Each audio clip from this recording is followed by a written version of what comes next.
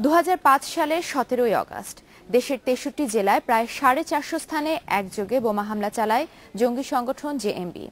দেশ কাঁপানো এই বোমা হামলার 7 বছর পার হলেও এ ঘটনায় দায়ের করা 68টি মামলা নিষ্পত্তি হয়নি আজও।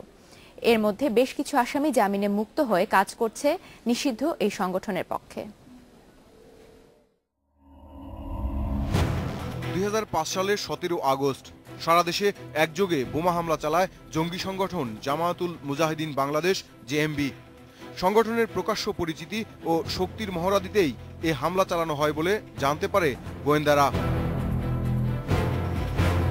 এ ঘটনায় সারা দেশে মামলা হয় 159টি। এর মধ্যে 91টি মামলার বিচার শেষে 3 জনের মৃত্যুদণ্ড, 112 জনের যাবজ্জীবন এবং 101 জনকে দেয়া হয়েছে নানা মেয়াদে সাজা। খালাস পেয়েছে 114 জন, আর এখনো বিচারাধীন 68টি মামলা। জঙ্গি সংশ্লিষ্ট যতগুলো অপরাধ অভিযান করেছে তার সবচেয়ে বেশি অভিযান করেছি আমরা জেএমবির বিরুদ্ধে। শাহেক আব্দুর রহমান থেকে আরম্ভ করে একদম মাঠ পর্যায়ে সাথী যে কর্মী, তাই সেই লেভেলে কিন্তু আমরা অনেক সদস্যকে আটক করে আমরা আইনের হাতে নিয়ে এসেছি।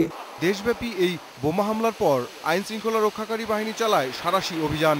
গ্রেপ্তার করে জেএমবি প্রধান শাহেক আব্দুর রহমান, সিদ্দিকুল ইসলাম ওরফে বাংলাবাই সহ সংগঠনের নানা স্তরের নেতাকর্মীদের।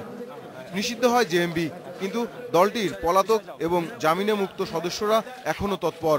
যারা এখনো পলাতক আছে তারাই এই টুকটাক সাংগঠনিক দাওয়াতি কার্যক্রম করার চেষ্টা করে, কিছু কিছু লোকজনকে দলে ভেড়ানোর চেষ্টা করছে বা কোনোভাবে হয়তো প্রচার প্রচারণা করার চেষ্টা করে। সেটাও আপনার খুবই সীমিত হারে। কিন্তু যেটা হয়, একজন আমির অ্যারেস্ট হলে next man automatically take over করে বসে। তো সেই হিসাবে বর্তমানে তাদের একজন আমির রয়েছে এবং সে মূলত দেশের বাইরেই পলাতক থাকে।